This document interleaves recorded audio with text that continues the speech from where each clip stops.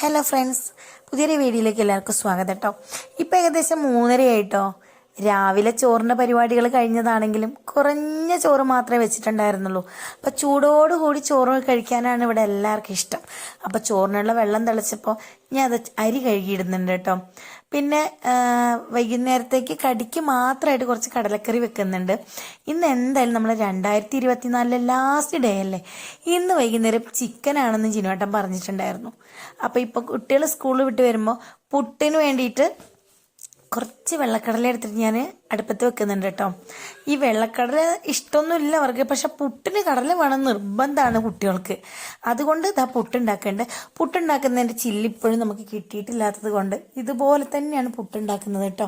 ഇതിൻ്റെ കൂടെ തേങ്ങ മിക്സ് ചെയ്തുണ്ടാക്കുമ്പോൾ എനിക്ക് ഏറ്റവും കൂടുതൽ ഇതുപോലെ പുട്ടുണ്ടാക്കാനാണ് കേട്ടോ ശരിക്കും പറഞ്ഞൊരു ഇഷ്ടം. ചോറ് നന്നായിട്ട് തിളച്ച സമയത്ത് ഞാനിത് റൈസ് കുക്കറിലേക്ക് ഇറക്കി വെക്കുന്നുണ്ട് കേട്ടോ. ശരിക്കും പറഞ്ഞാൽ റൈസ് കുക്കറിലോട്ട് ചോറ് വെക്കുന്നത് കൊണ്ട് തന്നെ ശരിക്കും ഗ്യാസ് കുറച്ച് നല്ല രീതിയിൽ ലാഭമുണ്ട്. പിന്നെ ഇതാ രാവിലെ ഒന്ന് അടിച്ചു വാരിയതാണെങ്കിലും വെള്ള ടൈലായതുകൊണ്ട് തന്നെ കുഞ്ഞു കുഞ്ഞു പൊടികളൊക്കെ കാണുന്നതുകൊണ്ട് ഞാൻ വീണ്ടും ഒന്നും കൂടി അങ്ങ് അടിച്ചു വാരി തുടയ്ക്കാമെന്ന് കരുതുന്നുണ്ട് കേട്ടോ. ശരിക്കും വെള്ള ടൈൽ യൂസ് ചെയ്തത് ഞാൻ തന്നെയാണ് കേട്ടോ ശരിക്കും സെലക്ട് ചെയ്തത്. പക്ഷേ ചില സമയത്ത് എനിക്കതൊരു അബദ്ധമായിട്ട് തോന്നാറുണ്ട്. എന്താണെന്ന് വെച്ചിട്ടുണ്ടെങ്കിൽ ഉണ്ണികൾ ഫുഡ് കഴിച്ച് കഴിഞ്ഞാലൊക്കെ എന്തെങ്കിലുമൊക്കെ ചെറുതായിട്ട് അവിടെ പിടിച്ചിട്ടുണ്ടാവും. അത് പിന്നെ ഭയങ്കര ബുദ്ധിമുട്ടാണ്, തുടച്ചാലും പോവില്ല. വീട്ടിലുള്ള എല്ലാ പാത്രങ്ങളും തന്നെ ഏകദേശം കഴുകാനുണ്ടായിരുന്നു കേട്ടോ. എന്തെങ്കിലും ചെറുത് വെക്കുമ്പോഴത്തേക്കും എനിക്ക് ഒരുപാട് പാത്രങ്ങൾ നിരക്കും. മുറ്റടിക്കൽ രാവിലെ ഒന്ന് കഴിഞ്ഞതാണെങ്കിലും നമ്മളെ വീടിനോട് ചുറ്റും നിറച്ച് മരങ്ങളായതുകൊണ്ട് തന്നെ എത്ര അടിച്ചാലും ശരിയാവില്ല. വൈകുന്നേരം വീണ്ടും അടിക്കേണ്ട ഒരു അവസ്ഥയാണ്. മാവും പ്ലാവും അങ്ങനെ വേണ്ട എല്ലാ തരത്തിലുള്ള മരങ്ങളും വീടിന് ചുറ്റുമുള്ളതുകൊണ്ട് തന്നെ എപ്പോഴും നമുക്കൊരു തണൽ കിട്ടാറുണ്ട് കേട്ടോ. എപ്പോഴും വീടിനുള്ളൊരു തണുപ്പ് തന്നെയാണ് കേട്ടോ. മുറ്റത്ത് നട്ടേക്കുന്ന ചെടികൾക്കൊക്കെ തന്നെ നല്ലൊരു വാട്ടുണ്ട്. അതുമാത്രമല്ല വെള്ളം നനയ്ക്കാൻ വേണ്ടി ഉപയോഗിക്കുന്ന ഓസിന് എന്തോ ഒരു ചെറിയ പണി കിട്ടിയതുകൊണ്ട് തന്നെ ബക്കറ്റിൽ വെള്ളം കോരിയിട്ട് വേണം ഇന്ന് ചെടി നനയ്ക്കാൻ വേണ്ടിയിട്ട്. കിണറൊക്കെ തൊട്ടടുത്തുണ്ടെങ്കിലും കിണറിൽ നിന്ന് ഞാൻ വെള്ളം കോരാറില്ല കേട്ടോ. ഞാൻ പൈപ്പിൽ നിന്ന് പിടിച്ചിട്ടാണ് ഒഴിക്കൽ കേട്ടോ. പിന്നെ ചെടികൾ കുറേ നന്നായിട്ട് വെയിലത്ത് വാടി കരിഞ്ഞുണങ്ങി പോയേക്കാണ് കേട്ടോ. ചെടികൾക്ക് വെള്ളം കൊടുത്തില്ല പിന്നെ എനിക്ക് അകത്ത് കയറി അതും ഒരു സമാധാനം ഉണ്ടാവില്ല. അച്ഛൻ ദേവ് സ്കൂൾ വിട്ട് വരുമ്പോഴത്തേക്കും മുറ്റത്തെ പണികളൊക്കെ തീർത്ത് കുളിയെല്ലാം കഴിഞ്ഞിരിക്കാനാണ് കേട്ടോ ഞാൻ ഉദ്ദേശിക്കുന്നത്. കഴിഞ്ഞൊരു വീഡിയോയിൽ ഞാൻ കാണിച്ചു തന്നിട്ടുണ്ടായിരുന്നില്ല നമ്മുടെ വീടിൻ്റെ മുറ്റത്തുണ്ടായിരുന്ന കപ്ലങ്ങ. ആ കപ്ലങ്ങ ഞാൻ ജസ്റ്റ് നോക്കുന്ന സമയത്ത് നല്ല മഞ്ഞ കളറായിട്ടുണ്ട് കേട്ടോ. അപ്പം ഇന്ന് പറിക്കാനായിട്ടില്ല, ഇന്നോ നാളെ പറിക്കണം.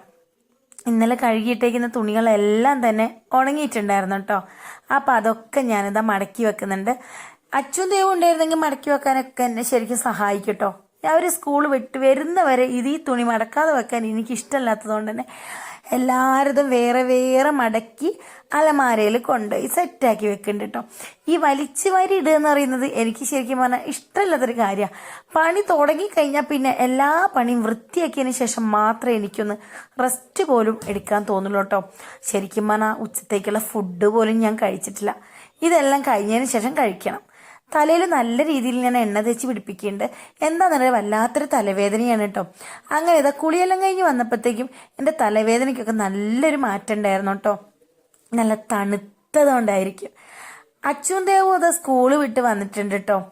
സ്കൂള് വിട്ട് വരുമ്പോഴത്തേക്കും അവർക്കുള്ള ഫുഡൊക്കെ തന്നെ ഞാൻ തയ്യാറാക്കി വെച്ചിട്ടുണ്ടായിരുന്നു.